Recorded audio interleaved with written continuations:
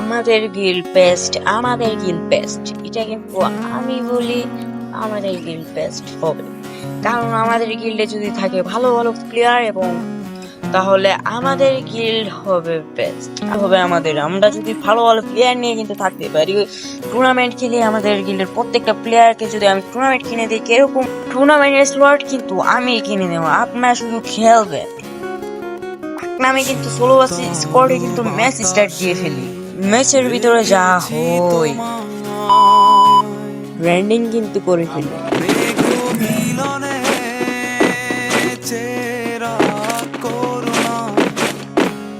সামনে একটা এনিমি খোলার সাথে সাথে কিন্তু এনিমিতে এসে গেল, একটা ফাইট শুরু হয়ে গেল। ফাইটের ভিতরে কিন্তু ড্যামেজ ড্যামেজ লাগুন এবং রাশ করে দিয়ে, রাশ করার সাথে সাথে একটু গ্লোয়াল মেরে আমি পিছন থেকে পালাচ্ছিলাম। তারপর দেখেন কি হয়, আমি চোখ বুঝেই স্বপ্ন